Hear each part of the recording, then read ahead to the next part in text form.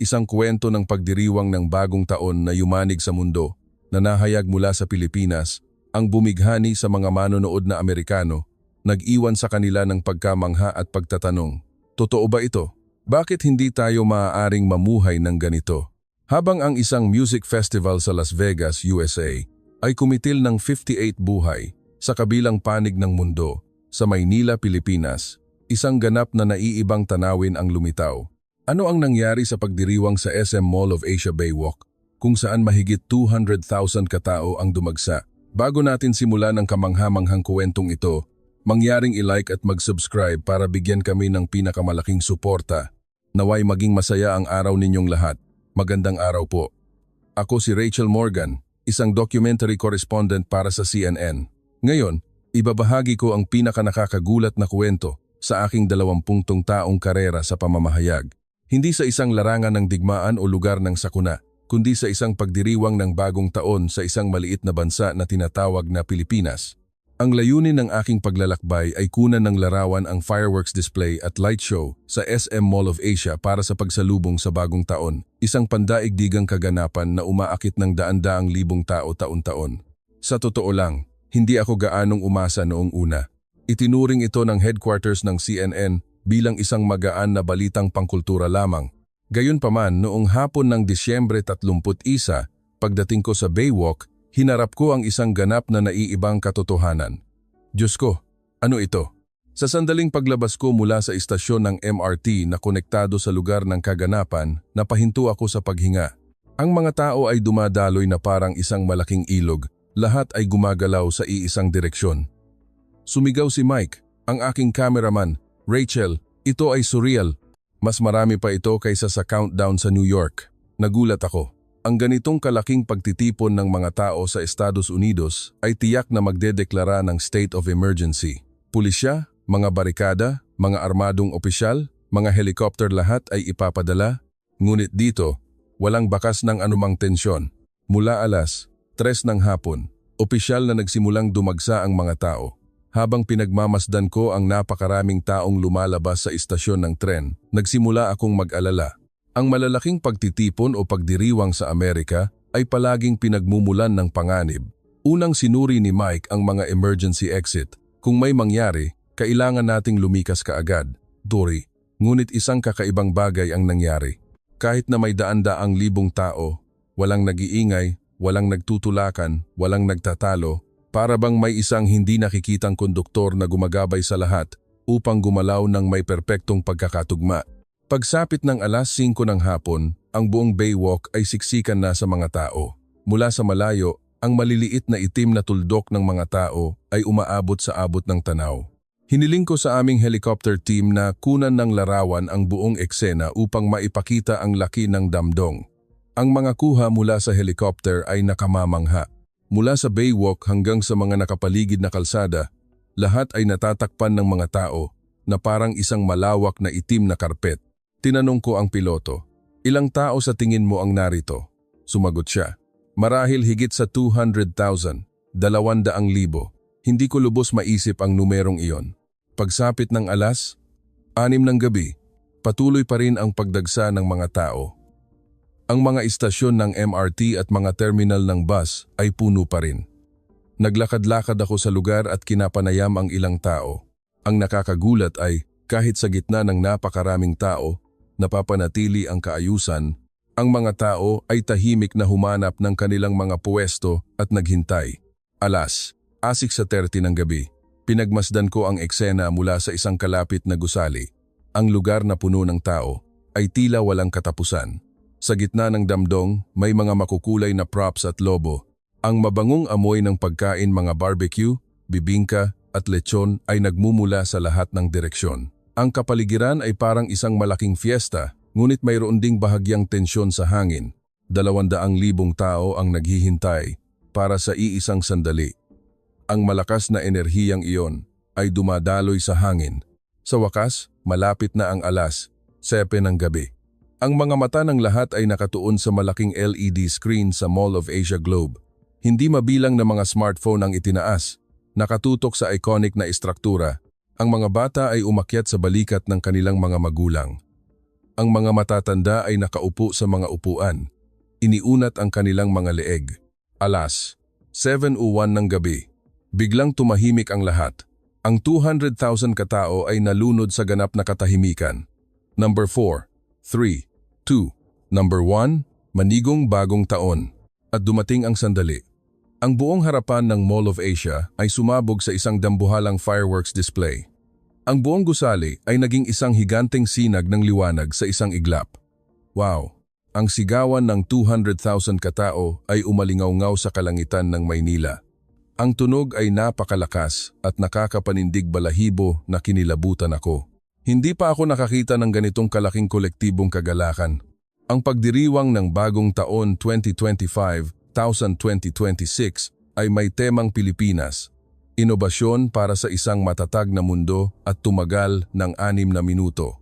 Ang unang bahagi ay panahon ng pagkakakonekta, na sumisimbolo sa pagkakaisa ng Pilipinas at pag-unlad nito kasama ang mundo. Gintong mga paputok ang nagpalamuti sa kalangitan. Ang ikalawang bahagi ay panahon ng kalayaan at pagkakaiba-iba.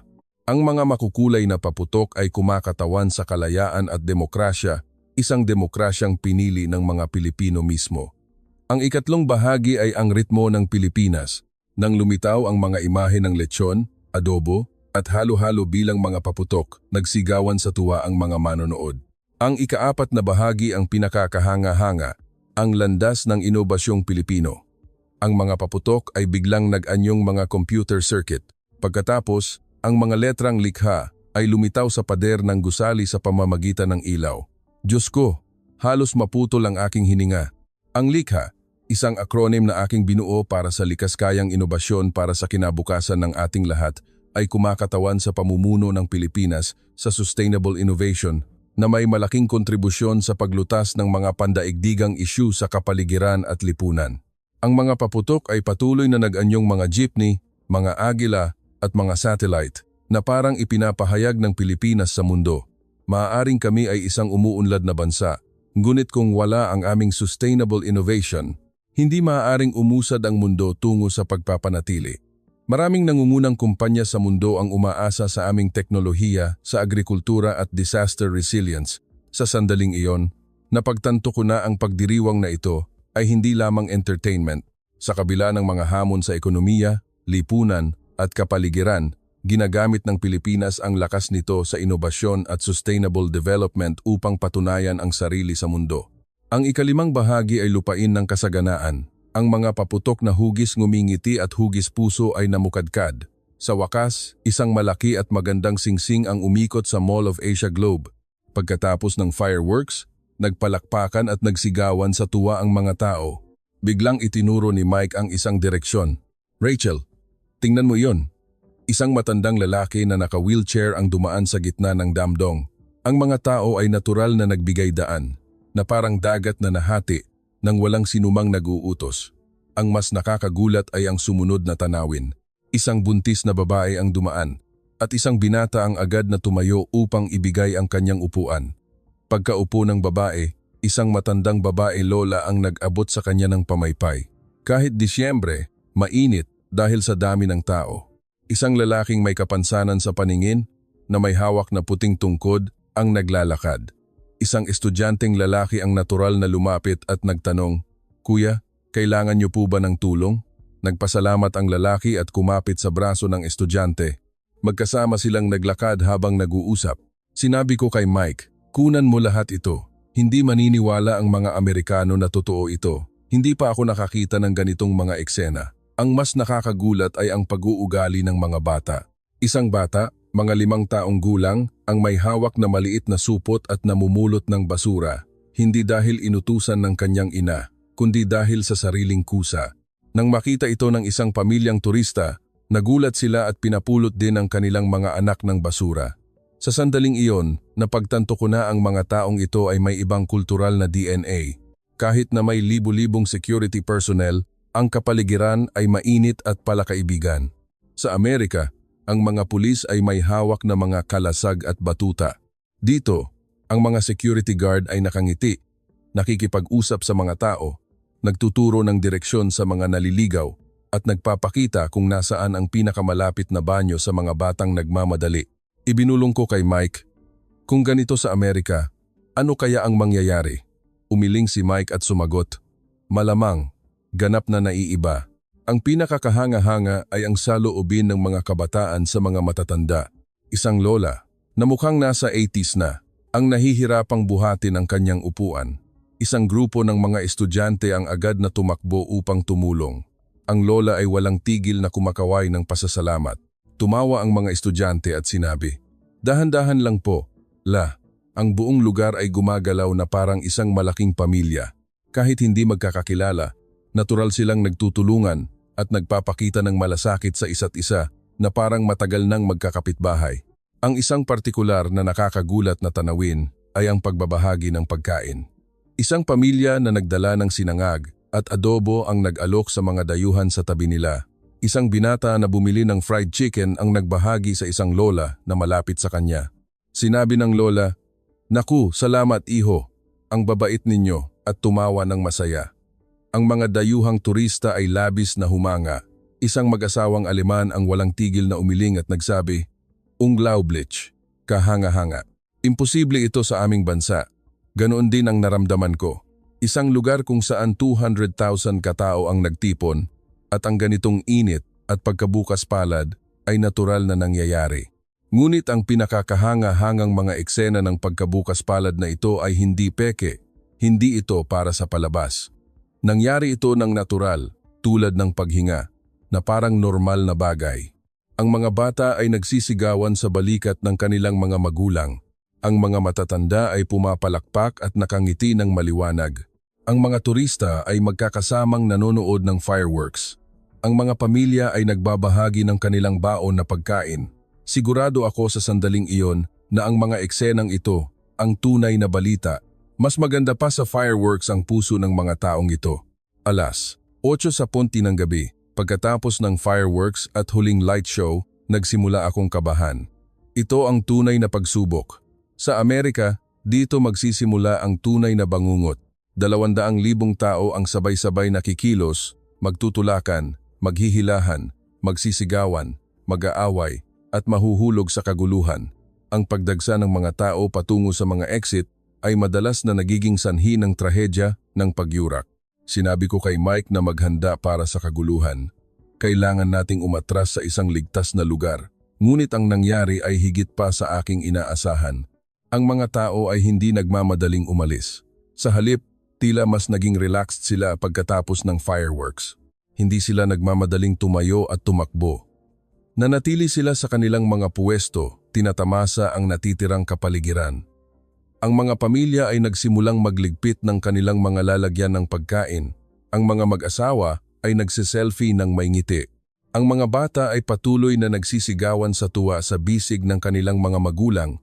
Ang mga matatanda ay hindi nagmamadaling tumayo. Pagkatapos, nakita ko ang isang hindi kapani-paniwalang tanawin. Ang mga tao ay nagsimulang mamulot ng basura sa kanilang paligid habang inaayos ang kanilang mga upuan. Hindi lang ang sarili nilang basura, kundi lahat ng basura sa malapit. Isang pamilya ang naglabas ng isang malaking trash bag at pinulot ang lahat ng lata at paper cups sa loob ng 10 metrong radius. Ang mga bata ay natural na ginamit ang kanilang maliliit na kamay upang pulutin ang mga tissue at balat ng candy. Ito ay parang pinlano. Ang mas nakakagulat ay ang pagkilos ng mga event volunteer. Daan-daang volunteer sa ilalim ng programang Clean Manila ang nag-iikot sa lugar, naglilinis kasama ang mga mamamayan. Ngunit hindi nila inuutusan o kinokontrol ang mga tao. Ang mga mamamayan ang nagsimulang maglinis at sila ay sumali, na parang isang malaking proyektong pangkooperatiba. Nagulat ako. Ang pagtatapos ng pagdiriwang ay hindi kaguluhan, kundi paglilinis at kooperasyon. Sa Amerika, ito ay isang mahirap isipin na tanawin. Isang nasa katanghaliang gulang na lalaki ang may hawak na malaking trash bag, nag-iikot at namumulot ng basura. Walang humiling sa kanya na gawin iyon. Sa likod niya, ang kanyang anak na lalaki, mga 10 taong gulang, ay may hawak na maliit na supot, namumulot ng mga upos ng sigarilyo. Isang grupo ng mga tinedier pa nga ang naghihiwa-hiwalay ng basura. Ang mga lata ay sa mga lata. Ang plastik ay sa plastik, ang papel ay sa papel, ng maingat na parang nag-aayos ng sarili nilang bahay. Ang mga lola ay hindi nagpahuli. Kahit masakit ang kanilang likod, pinulot pa rin nila ang mga tissue sa paligid. Isang lola ang gumamit ng wet wipes upang punasan ang isang bench para malinis ito para sa susunod na uupo. Kinilabutan ako sa nakita ko. Ito ay hindi lamang paglilinis. Ito ay kamalayang sibiko. Ito ay diwa ng komunidad. Ito rin ay isang sukatan ng antas ng sibilisasyon. Ang mga dayuhang turista ay humanga rin at nagsimulang sumali. Sinabi ng isang turistang Hapon na gusto niyang mamulot ng basura at naglakad-lakad kasama ang mga Pilipino. Isang backpacker mula sa Europa ang walang tigil na kumukuha ng litrato at nagsabi, "Kailangan kong ipadala ito sa aking mga kaibigan sa bahay. Ngayon ko lang ito nakita." Maging isang turista mula sa mainland China ang lumapit sa akin at nagtanong, "Ano sa tingin mo ang eksenang ito? Hindi pa ako nakakita ng ganito." Kamangha-mangha. Ang mas nakakagulat ay kung paano isinagawa ang paglilinis ng maayos. Walang nagbabanggaan o nag-aaway. Ang buong lugar ay naging malinis ng mahusay. May natural na pila sa paligid ng mga basurahan. Walang nag-uutos. Ang mga tao ay nagtatapon ng kanilang basura ng sunod-sunod at mabilis na nagbibigay daan sa iba. Kapag puno na ang recycling bin, may natural na mag-aayos ng mga laman nito para mas marami pa ang mailagay. Pinipitpit ang mga lata, inaayos ang mga plastic bottle. May nagdala pa ng malalaking trash bag mula sa kanilang sasakyan at inilagay ang mga ito malapit sa mga basurahan na nagpapakita ng kagustuhang tumulong kapag nakitang hindi sapat ang mga opisyal na basurahan. Habang lumilipas ang oras, lalong lumilinis ang lugar. Mahirap paniwalaan na 200,000 katao ang nagtipon dito. Pagsapit ng 1 ng madaling araw, halos lahat ng basura ay nalinis na. Ang Baywalk ay halos bumalik na sa dati nitong kalagayan. Sa sandaling iyon, napagtanto ko na para sa mga taong ito, ang pagtamasa sa pagdiriwang at ang paglilinis pagkatapos ay parehong bahagi ng pagdiriwang. Tulad ng pag-imbita ng mga bisita sa iyong bahay, ang paglilinis pagkatapos ay bahagi ng pagiging isang perpektong host. Maniniwala ba ang mga manonood na Amerikano? Habang nakatingin sa malinis na Baywalk ng Maynila, naisip ko ang mga pagdiriwang sa aking sariling bansa. Bumigat ang aking damdamin. Ang mga pagdiriwang sa Amerika na napuntahan ko ay ganap na naiiba. Ang isang summer concert sa Central Park, New York, ay nangangailangan ng pagdaan sa mga metal detector at bag check. May mga armadong opisyal sa lahat ng dako, kahit sa mga bubong ay may mga sniper. Sa kabila nito, may mga insidente pa rin taon-taon. 2 taon na ang nakalilipas, 58 katao ang namatay sa isang mass shooting sa isang music festival sa Las Vegas. Libu-libong tao ang tumakbo sa takot at daan-daan ang nasugatan. Nag-cover ako ng pangyayaring iyon. Ang mga imahe ay nananatiling bumabagabag sa akin na parang bangungot. Ang Boston Marathon ay binomba, pumatay ng 3 at sumugat ng 260. Ang isang pagdiriwang ay naging isang eksena ng katatakutan sa isang iglap, at ang mga kaganapan sa Araw ng Kalayaan sa Washington, D.C., ang lugar sa paligid ng White House ay nagiging isang kuta. Mga barikada, mga armored vehicle, mga helicopter, lahat ay ipinapadala. Ang mga mamamayan ay napapaligiran ng pulisya at militar upang manood ng fireworks. Ang armadong puwersa na ipinakalat para sa seguridad ay kabalintunaan na pumipigil sa kalayaan. Ito ang katotohanan ng mga pagdiriwang sa Amerika. Ang mas masahol pa, pagkatapos ng pagdiriwang, habang ang mga tao ay nagsisiksikan palabas, mayroong pagtutulakan, pag-aaway. Ang basura ay nakatambak na parang bundok, basag na bote at lata ay nagkalat. Ang paglilinis ay trabaho ng mga city worker at cleaning company sa susunod na araw. Pagkatapos magsaya, wala nang pakialam ang mga tao. Iniisip nila na sapat na ang paggamit ng pera mula sa buwis para maglinis. 2:00 ng madaling araw, pagkatapos ng fireworks at paglilinis, hindi pa rin ako umalis. Sa Amerika, lahat ay matagal nang umuwi. Lalo na pagkatapos ng isang malaking kaganapan, ang seguridad ay karaniwang humihina. Nagmamadali ang mga taong umuwi. Ngunit ang Baywalk at ang mga nakapaligid na kalsada sa Maynila ay naiiba. Habang lumalalim ang gabi, lalong sumisigla ang mga kalye. Ang sitwasyon ay kabaligtaran ng aking inaasahan. Ang mga kabataan ay bumibili ng inumin at merienda sa mga 24 oras na convenience store at nauupo upang magpatuloy sa pakikipag-usap. Hindi dahil tapos na ang pagdiriwang kaya sila umuuwi, kundi parang ngayon pa lang talaga nagsisimula. Isang grupo ng mga estudyante ang naglabas ng mga instrumentong pangmusika, nagsimulang kumanta at tumugtog ng gitara, kinokontrol ang lakas ng tunog upang hindi makagambala sa iba. Ang mga tao ay natural na nagtipon sa paligid nila. Ganoon din ang mga pamilya. Ang mga magulang na may kasamang maliliit na bata, kahit hating gabi na, ay hindi nagmamadali. Pinapanood nila ang kanilang mga anak na naglalaro sa malawak na espasyo habang umiinom ng sagot gulaman o iba pang inumin. Sa Amerika, halos imposible para sa maliliit na bata na maglaro sa isang pampublikong lugar pagkalipas ng 2:00 ng madaling araw at para sa mga magulang na makaramdam ng kaligtasan at kapanatagan. Ang mas nakakagulat ay ang tanawin ng isang matandang mag-asawa.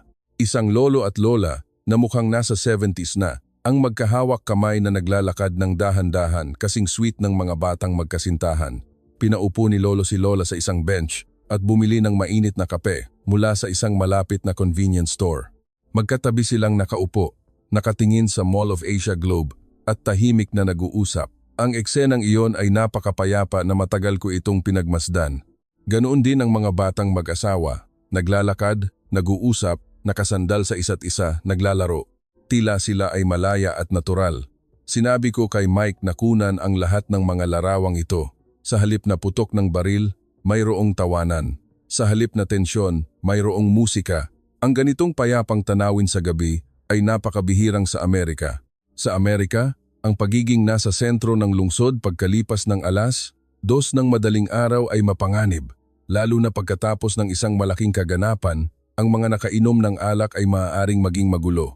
Tataas ang tsansa ng krimen, kaya't hindi kailanman dadalhin ng mga magulang na Amerikano ang kanilang mga anak sa isang pampublikong plaza o parke sa gabi.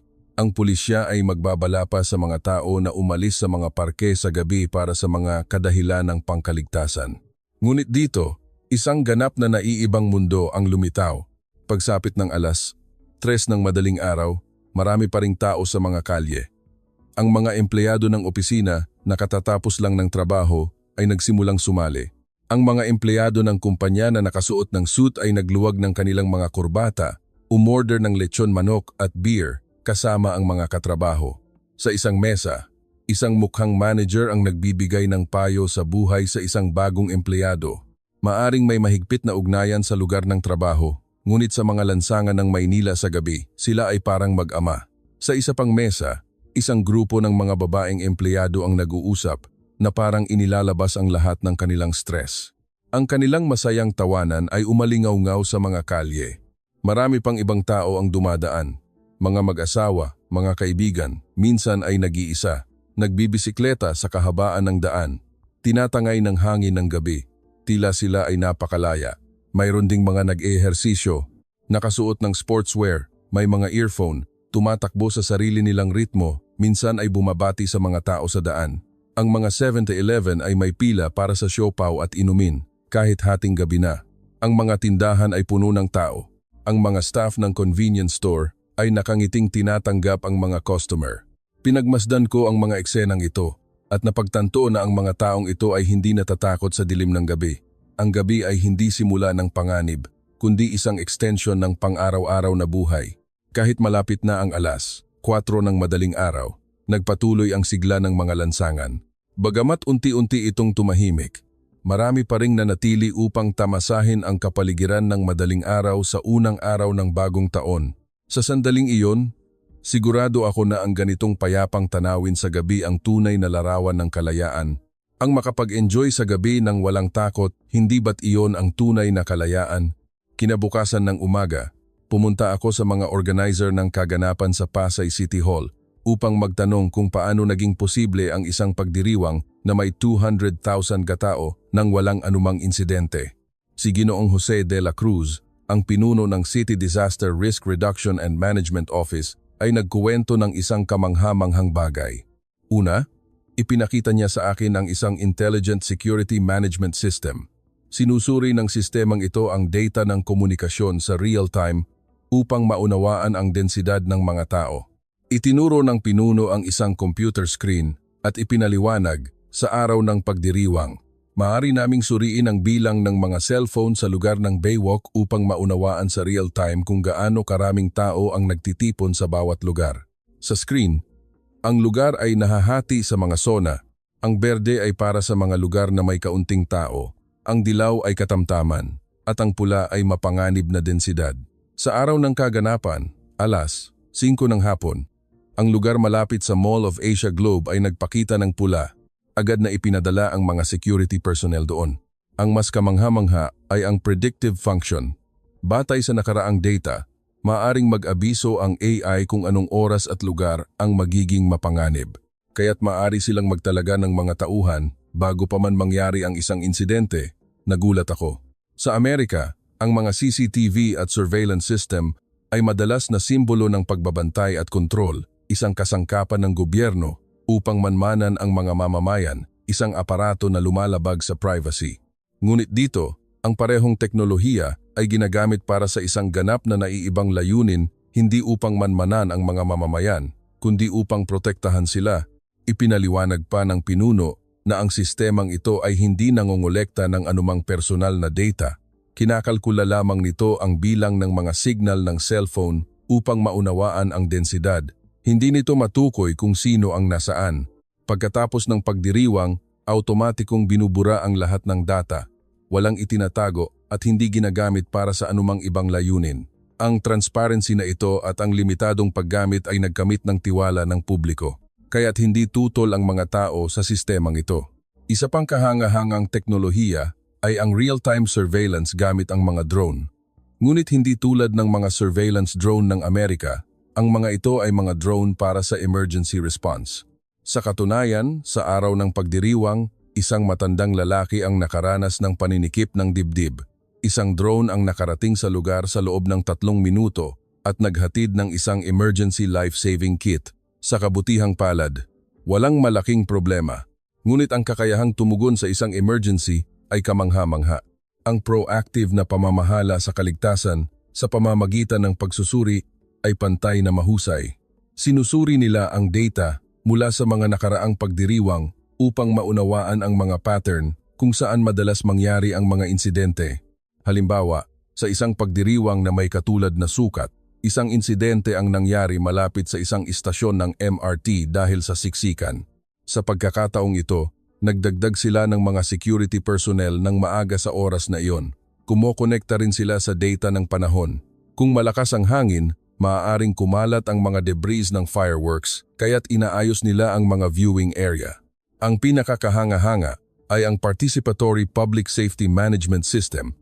Ang mga dumalo sa pagdiriwang ay maaaring mag-ulat ng mga sitwasyon sa kanilang lugar sa real time sa pamamagitan ng isang app. Kulang ang mga banyo, puno ang mga basurahan, siksikan ang mga daanan, ang impormasyong ito ay ipinapadala sa control center sa real time at agad na ipinapadala ang mga tauhan sa lugar na iyon. Ang mga mamamayan ay nagiging kasosyo sa pamamahala ng kaligtasan. Hindi lamang ang gobyerno o pulisya ang namamahala, kundi ang pagbuo ng kaligtasan kasama ang mga mamamayan.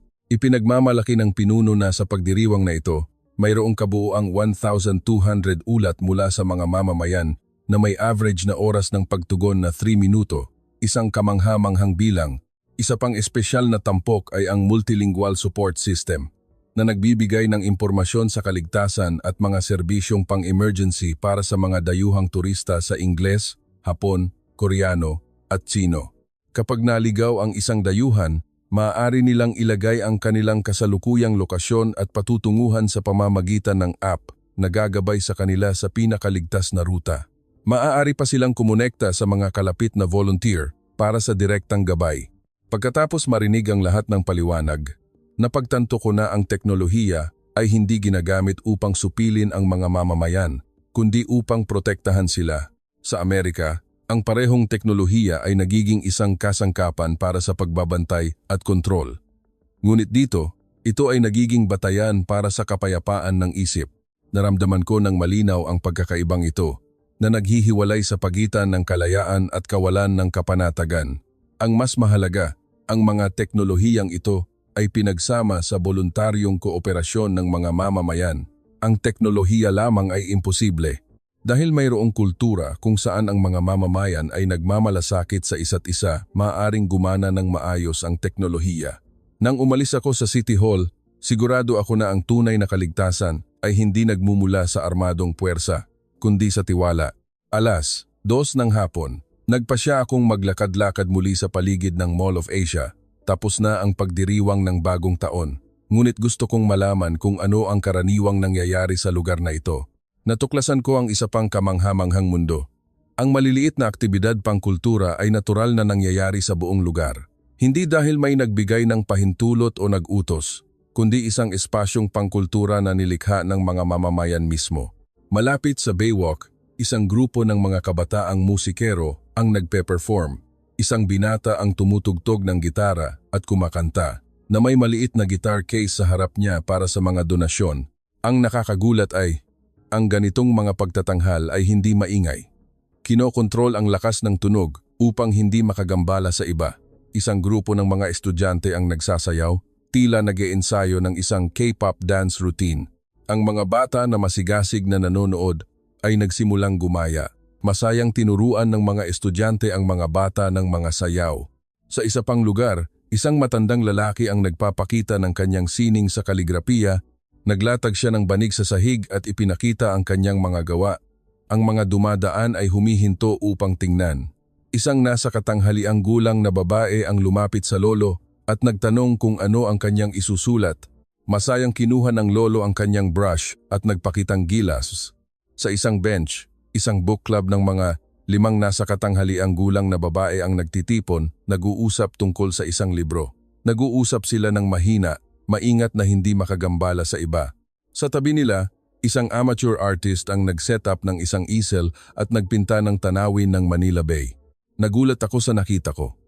Sa Amerika, ang paggawa ng mga aktibidad na ito ay nangangailangan ng isang komplikadong proseso ng permit. Ang mga street performance sa Central Park ay nangangailangan ng paunang pahintulot at mahigpit na limitado sa lokasyon, oras at lakas ng tunog. Dito, tila walang ganoong mga regulasyon. Isang kapaligiran kung saan lahat ay maaaring malayang lumahok. Siyempre, hindi ito ganap na walang regulasyon. Mayroong isang hindi nakikitang hangganan. Lahat ng aktibidad ay isinasagawa sa loob ng hangganan ng pagsasaalang-alang sa iba. Ang mga naglalaro ng musika ay maingat na hindi maging maingay. Ang mga nagpipinta ay naglalagay ng kanilang mga easel kung saan hindi sila nakaharang. Ang pagpipigil sa sarili, kaayusan, at pagkabukas palad na ito ay kamangha-mangha. Isang grupo ng mga dayuhang turista ang nagtatakang tumingin sa mga eksenang ito. Isang turistang Hapon ang lumapit sa akin at nagtanong, "Hindi ba kailangan ng permit para mag-perform dito?" "Hindi ako sigurado, ngunit sa tingin ko ay may ilang paunang abiso," sagot ko. Ngunit ang mahalaga ay walang komplikadong proseso o mahigpit na regulasyon. Isang turistang Tsino ang mas prangkang nagtanong, "Hindi ba kinokontrol ng gobyerno ang mga aktibidad na ito?" Sumagot ako, habang ako mismo ay nagtataka. Mukhang hindi ito kontrol, kundi proteksyon. Pagkatapos ng aking coverage sa Pilipinas at pagbabalik sa headquarters ng CNN upang simulan ang pag-edit, sigurado ako na ang dokumentaryong ito ay magkakaroon ng malaking epekto sa lipunang Amerikano. Ang mga paputok na namumukadkad sa kalangitan ng Maynila ay hindi lamang palamuti. Ito ay isang malakas na mensaheng panlipunan na ang tiwala, kaayusan, kaligtasan at kalayaan ay maaaring magkakasamang umiral. At higit sa lahat, sa kabila ng patuloy na mga hamon mula sa buong mundo, ang mga Pilipino ay nananatiling matatag sa kanilang pagkakakilanlan at mga halaga. Ang dokumentaryo, na pinamagatang Ang Himala ng 200,000 Katao, isang pagdiriwang na walang baril, ay lumikha ng isang bus bago pa man ito ipalabas. Hindi makapaniwala ang mga Amerikano na 200,000 katao ang maaaring magtipon ng hindi nangangailangan ng baril. Sa gabi ng broadcast, ang mga rating ay lumampas sa inaasahan na may higit sa 3 beses na bilang ng mga manunood ng isang karaniwang dokumentaryo ng CNN. Pagkatapos ng broadcast, agad na sumabog ang mga reaksyon sa buong bansa. Ang mga unang komento ay pagkamangha at paghanga. Posible ba talaga ito? 200,000 katao ang nagtipon nang walang anumang insidente? Hindi ka panipaniwala na ang mga bata ay maaaring maglaro sa isang pampublikong plaza ng alas 2 ng madaling araw. Imposible iyan sa Amerika. Ngunit habang lumilipas ang panahon, nagsimulang lumitaw ang mga tinig ng galit. Bakit hindi tayo maaaring mamuhay ng ganito? Ano ang ginagawa ng ating gobyerno? Araw-araw, nanonood tayo ng balita tungkol sa mga pamamaril. Kapag nakikita natin ito, lalo tayong nagagalit. Ang ating mga anak ay kailangang sumailalim sa mga active shooter drill sa paaralan, ngunit ang mga bata sa bansang iyon ay malayang naglalaro sa isang pagdiriwang. Lalo na, ang reaksyon mula sa mga magulang ay matindi. Ang aking anak na lalaki ay 8 taong gulang. Hindi ko siya pinapayagang lumabas malapit sa isang pampublikong plaza sa gabi, ngunit ang mga bata doon ay naglalaro hanggang madaling araw. Sa tuwing pupunta kami sa isang pagdiriwang, natatakot kami sa isang pamamaril. Normal ba ito? Sa tuwing nakikita ko ang aking anak na pumapasok sa paaralan at sumasailalim sa mga lockdown drill, nadudurog ang puso ko. Ang mga bata sa ibang bansa ay nabubuhay nang walang ganitong mga alalahanin. Isang ina na nakatira sa New York ang nagsabi, "Noong nakaraang taon, mayroong isang pamamaril sa aming pagdiriwang sa komunidad. Pagkatapos noon, hindi ko na dinala ang aking mga anak sa anumang pagdiriwang. Ngunit sa Pilipinas, 200,000 katao ang nagtipon at ligtas pa rin sila. Naiinggit ako." Ang mga taga-suporta ng gun control ay nagsimulang gamitin ang dokumentaryo bilang isang kasangkapan. Tingnan ninyo, ang isang bansa na may mahigpit na kontrol sa baril ay maaaring gawin ito. Kailangan nating baguhin ang ating mga batas sa baril. Sa kabilang banda, ang mga taga-suporta ng karapatan sa pagmamay-ari ng baril ay marahas na tumugon. Ang Pilipinas ay hindi katulad natin. Mayroon ng napakaraming baril sa Amerika. Ang mga mabubuting mamamayan ay kailangang gumamit ng baril upang protektahan ang kanilang sarili. Ngunit ang karamihan sa mga reaksyon ay isang halo ng kawalan ng pag-asa at galit. Ano ang nawala sa atin? Kailan tayo naging ganito? Kailan naging isang nakakatakot na lugar ang isang pagdiriwang? Noong bata pa ako, hindi ganito. Saan nagkamali ang ating lipunan?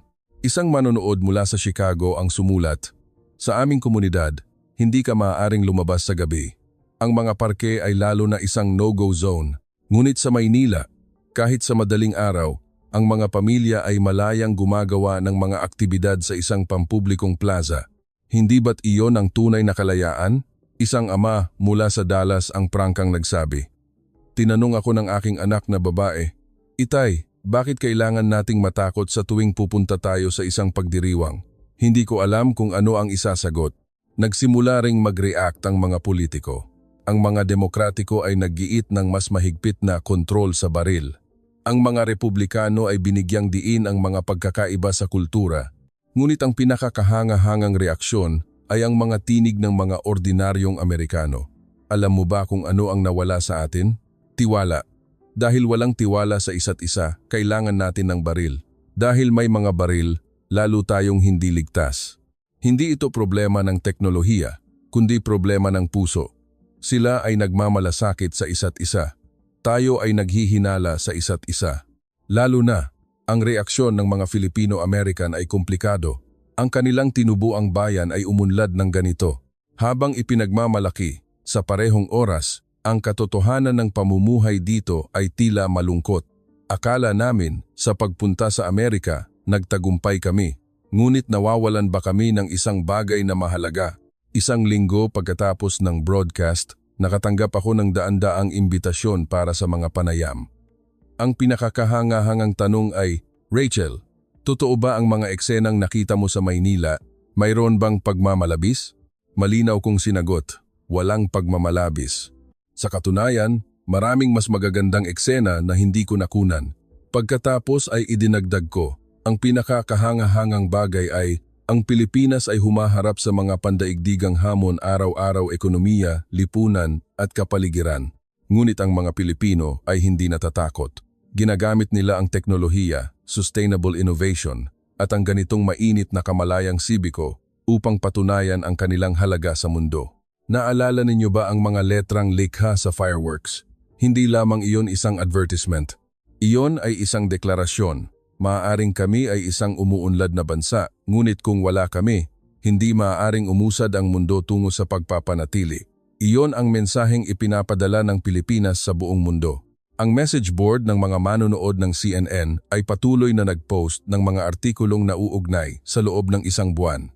Sa mga iyon, ang artikulong nakakuha ng pinakamaraming simpatiya ay ang mga paputok ng Maynila ay hindi lamang namukadkad sa kalangitan ng Pilipinas.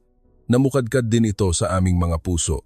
Ito ay isang paputok na nagpakita ng kalayaan at kaligtasan na nawala sa amin, na sa katunayan ay maaaring magkakasamang umiral. At ipinakita rin nito ang isang paputok kung saan ang isang umuunlad na bansa sa kabila ng pagharap sa iba't ibang hamon ay hindi sumusuko, ginagamit ang sarili nitong potensyal at inobasyon upang patunayan ang halaga nito sa mundo at magbigay ng pag-asa sa mundo. Iyon ang mensaheng nais kong iparating sa pamamagitan ng dokumentaryong ito. Ang mga paputok ng Maynila ay isang bituin na nagniningning sa buong mundo, isang paputok ng pag-asa na muling nagliliyab. Salamat sa panonood.